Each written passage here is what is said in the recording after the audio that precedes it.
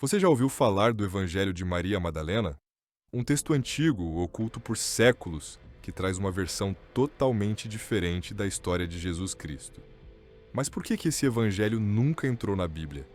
Por que o nome de Maria Madalena, uma das figuras mais próximas de Jesus, foi silenciado, distorcido e até difamado?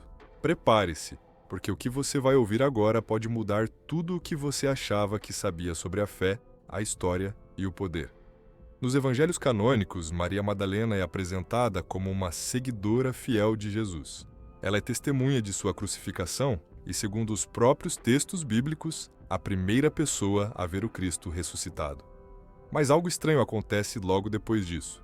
Seu nome, tão central na narrativa, começa a desaparecer. Nos séculos seguintes, ela é transformada de discípula em pecadora, de líder espiritual em uma mulher marcada pelo pecado. Por quê? Em 1896, no deserto do Egito, arqueólogos encontraram um manuscrito antigo, escrito em copta, a língua dos primeiros cristãos egípcios. Era o Evangelho de Maria, um texto apócrifo, possivelmente datado do século II.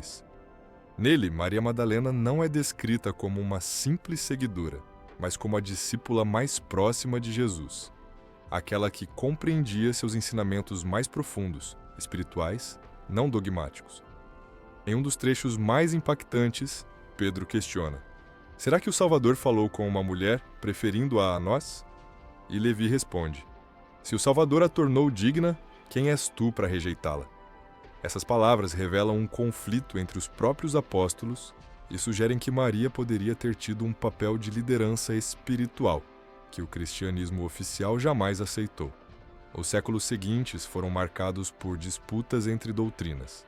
Quando a Igreja começou a se consolidar, no século IV, o imperador Constantino ordenou a unificação dos textos sagrados. Aqueles que não se encaixavam na visão institucional foram excluídos, rotulados como heresia e destruídos.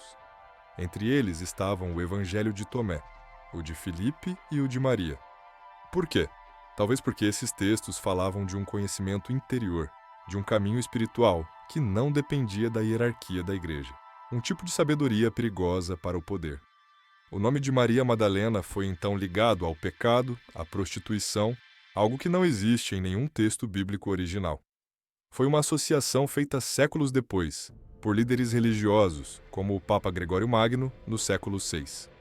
E assim, a mulher que viu o Cristo ressuscitado foi apagada da história. Mas o silêncio não durou para sempre.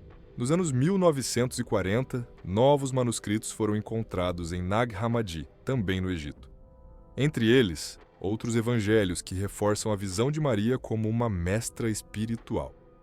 Desde então, estudiosos e teólogos vêm revisitando essas descobertas, analisando o que foi perdido e por quê. O Evangelho de Maria não fala de milagres, mas de consciência, não fala de dogmas, mas de libertação interior. E talvez isso fosse o que mais assustava aqueles que queriam controlar a fé. Talvez Maria Madalena nunca tenha sido a pecadora que nos contaram. Talvez tenha sido a voz feminina silenciada por uma história escrita apenas por homens. Ou talvez o seu evangelho ainda seja uma chave perdida, guardando segredos sobre o verdadeiro ensinamento de Jesus, aquele que falava diretamente à alma.